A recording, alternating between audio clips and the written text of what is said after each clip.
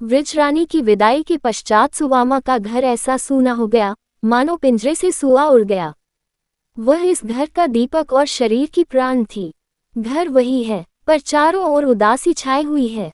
रहने चाला वे ही है, पर सबके मुख मलिन और नेत्र ज्योतिहीन हो रहे हैं। वाटिका वही है, पर ऋतु पतझड़ की है। विदाई के 1 मास पश्चात मुंशी संजीवन लाल भी तीर्थयात्रा करने चले गए। धन संपत्ति सब प्रताप को सरमिपत कर दी। अपने संग मृगशाला, भगवत गीता और कुछ पुस्तकों के अतिरिक्त कुछ न ले गए। प्रतापचंद की प्रेमाकांक्षा बड़ी प्रबल थी, पर इसके साथ ही उसे दमन की असीम शक्ति भी प्राप्त थी। घर की एक एक वस्तु उसे विरजन का स्मरण कराती रहती थी। यह विचार एक क्षण के लिए भी दूर न होता था, यदि विरजन मेरी होती तो ऐसे सुख से जीवन व्यतीत होता। परंतु विचार को वह हटाता रहता था। पढ़ने बैठता तो पुस्तक खुली रहती और ध्यान अन्यत्र जा पहुंचता। भोजन करने बैठता तो विरजन का चित्र नेत्रों में फिरने लगता। प्रेमाग्नि को दमन की शक्ति से दबाते दबाते उसकी अवस्था ऐसी हो गई, मानो वर्षों का रोगी है। प्रेमियों को अपनी अभिलाषा पूरी होने की आशा हो या न हो, परंतु वे मन ही मन अपनी प्रेमिकाओं से मिलने का आनंद उठाते रहते हैं। वे भाव संसार में अपने प्रेम पात्र से वार्तालाप करते हैं, उसे छोड़ते हैं, उससे रुठते हैं, उसे मनाते हैं और इन भावों में उन्हें तृप्ति होती है। ऐश मन को एक सुखद और रसमय कार्य मिल जाता है। परंतु यदि कोई शक्ति उन्हें इस भावोद्यान की सैर करने से रोके, यदि कोई शक्ति ध्यान में भी उस प्रियतम का चित्र न देखने दे, तो उन अभागों प्रेमियों को क्या दशा होगा। प्रताप इन्हीं अभागों में था। इसमें संदेह नहीं कि यदि वह चाहता तो सुखद भावों का आनंद भोग सकता था। भाव संसार का ब्रह्मातीत सुखमय होता है, पर कठिनता तो यह थी कि वह विरजन का ध्यान भी कुत्सित वासनाओं से पवित्र रखना चाहता था। उसकी शिक्षा ऐसे पवित्र नियमों से हुई थी और उसे ऐसे पवित्रत्माओं और नीतिपरायण मनुष्यों की संगति से लाभ उठाने का अवसर मिले थे कि उसकी दृष्टि में विचार की पवित्रता की भी उतनी ही प्रतिष्ठा थी जितनी आचार की पवित्रता की। ये कब संभव था कि वह विरजन को, जिसे कई बार बहन कह चुका था और जिसे अब भी बहन समझने का प्रयत्न करता रहता था, ध्यानावस्था में भी ऐसे भावों का केंद्र बनाता जो कुवासनाओं से भले ही शुद्ध हो, पर मन की दूषित आवेगों से मुक्त नहीं हो सकते थे। जब तक मुंशी जी संजीवन लाल विद्यमान थे, उनका कुछ न कुछ समय उनके संग ज्ञान और धर्म चर्चा में कट जाता था, जिससे आत्मा को संतोष होता था। परंतु उनके चले जाने के पश्चात आत्म सुधार का यह अवसर भी जाता रहा। सुवामा उसे यो मलिन मन पाती तो उसे बहुत दुख होता। एक दिन उसने कहा, यदि तुम्हारा चित्त न लगता हो, प्रयाग चले जाओ, वहां शायद तुम्हारा जी लग जाए। यह विचार प्रताप के मन में भी कई बार उत्पन्न हुआ था, परंतु इस भय से कि माता को यहाँ अकेले रहने में कष्ट होगा, उसने इस पर कुछ ध्यान नहीं दिया था। माता का आदेश पाकर इरादा पक्का हो गया। यात्रा की तैयारियां करने लगा। प्रस्थान का दिन निश्चित हो गया।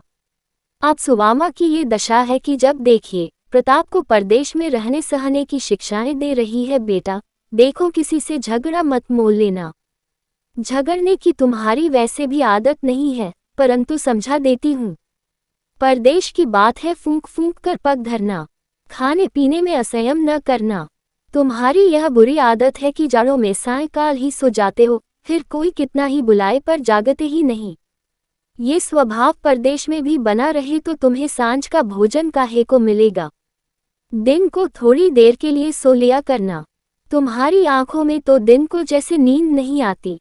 उसे जब अवकाश मिला, बेटी को ऐसी समयोचित शिक्षाएं दिया करती। निदान प्रस्थान का दिन आ ही गया। गाड़ी 10 बजे दिन को छूटती थी। प्रताप ने सोचा, विरजन से भेंट कर लूं।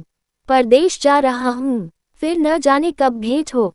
चित्त को उत्सुक किया, माता से कह बैठा। सुवामा बहुत प्रसन्न हुई। एक थाल में मोदक, समोसे और 2-3 प्रकार के मुरब्बे रखकर रधिया को दिए कि लल्लू के संग जा। प्रताप ने बाल बनवाए, कपड़े बदले। चलने को तो चला, पर ज्यों-ज्यों पग आगे उठाता है, दिल बैठा जाता है। भांति भांति के विचार आ रहे हैं। विरजन न जाने क्या मन में समझे, क्या सन समझे। 4 महीने बीत गए, उसने एक चिट्ठी भी तो मुझे अलग से नहीं लिखी। फिर क्यों कर कहूं कि मेरे मिलने से उसे प्रसन्नता होगी। अजी, अब उसे तुम्हारी चिंता ही क्या है। तुम मर भी जाओ तो वह आंसू न बहाए। यहाँ की बात और थी। वह अवश्य उसकी आंखों में खटकेगा। कहीं यह न समझे कि लालाजी बन ठनकर्मा झे रिझाने आए हैं। इसी सोच विचार में गढ़ता चला जाता था, यहाँ तक कि श्यामाचरण का मकान दिखाई देने लगा। कमला मैदान टहल रहा था, उसे देखते ही प्रताप की वह दशा हो गई कि जो किसी चोर की दशा सिपाही को देखकर होती है। झट एक घर कर आड़ में छिप गया और रधिया से बोला, तू जा, ये वस्तुएं दे आ। मैं कुछ काम से बाजार जा रहा हूँ, लौटता हुआ जाऊंगा। ये कहकर बाजार की ओर चला, परंतु केवल 10 ही डग चला होगा कि फिर महरी को बुलाया और बोला, मुझे शायद देर हो जाए, इसलिए न आ सकूंगा।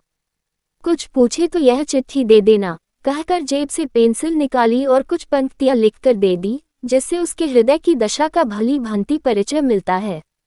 मैं आज प्रयाग जा रहा हूँ, अब वही पाऊंगा। जल्दी के कारण तुमसे नहीं मिल सका। जीवित रहूंगा तो फिर आऊंगा। कभी कभी अपने कुशल क्षेम की सूचना देती रहना। तुम्हारा प्रताप। प्रताप तो ये पत्र देकर चलता हुआ रधिया धीरे धीरे विरजन के घर पहुंची। वह इसे देखते ही दौड़ी और कुशल क्षेम पूछने लगी, लाला की कोई चिट्ठी आई थी? रधिया जब से गए चिट्ठी पत्री कुछ भी नहीं आई। विरजन, चाची तो सूख से है। रधिया, लल्लू बाबू प्रयागराज जात है, 3 तनिक उदास रहत है। विरजन चौंक कर, लल्लू प्रयाग जा रहे हैं? रधिया, हाँ, हम सब बहुत समझाया कि परदेश माँ कहाँ जहो, मुदा कोऊ की सिनुत है। रधिया, कब जाएंगे? रधिया, आज 10 बजे की टे से जवैया है, तुसे भेंट करन आवत रहेन, तबन दुआरी पर आई के लवत गयेन। विरजन, ये तक आकर लौट गए। द्वार पर कोई था कि नहीं? रधिया, द्वार पर कहाँ आए, सड़क पर से चले गए। विरजन, कुछ कहा नहीं, क्या लौटा जाता हूँ। रधिया, कुछ कहा नहीं, इतना बोले कि हमार टेम छहित जह, तौन हम जाइत हैं। विरजन ने घड़ी पर दृष्टि डाली, 8 बजने वाले थे। प्रेमवती के पास जाकर बोली, माता, लल्लू आज प्रयाग जा रहे हैं, दी आप कहे तो उनसे मिलती आऊं। फिर न जाने कब मिलना हो कब न हो। महरी कहती है कि बस मुझसे मिलने आते थे, पर सड़क के उसी पार से लौट गए। प्रेमवती अभी न बाल गुंथवाए, न मांग भरवाए, न कपड़े बदले, बस जाने को तैयार हो गई। विरजन, मेरी अम्मा, आज जाने दीजिए, बाल गुंथवाने बैठूंगी तो 10 यही बज जाएंगे। प्रेमवती, अच्छा तो जाओ, पर संध्या तक लौट आना। गाड़ी तैयार करवा लो, मेरी ओर से सुवामा को पालगन कह देना। विरजन ने कपड़े बदले, माधवी को बाहर दौड़ाया कि गाड़ी तैयार करने के लिए कहो, और तब तक कुछ ध्यान न आया। रधिया से पूछा, कुछ चिट्ठी पत्री नहीं दी? रधिया ने पत्र निकालकर दे दिया। विरजन ने उसे हर्ष से लिया, परंतु उसे पढ़ते ही उसका मुख कुम्हला गया। सोचने लगी कि वह द्वार तक आकर क्यों लौट गए, और पत्र भी लिखा तो ऐसा उखड़ा और अस्पष्ट। ऐसी कौन जल्दी थी? क्या गाड़ी के नौकर थे? दिन भर में अधिक नहीं तो 5-6 गाड़ियां जाती होंगी। क्या मुझसे मिलने के लिए उन्हें 2 घंटों का विलंब भी असह्य हो गया? अवश्य इसमें कुछ न कुछ भेद है। मुझसे क्या अपराध हुआ? अचानक उसे उस सया का ध्यान आया, जब वह अति व्याकुल हो प्रताप के पास गई थी और उसके मुख से निकला था, लल्लू मुझसे कैसे सहा जाएगा।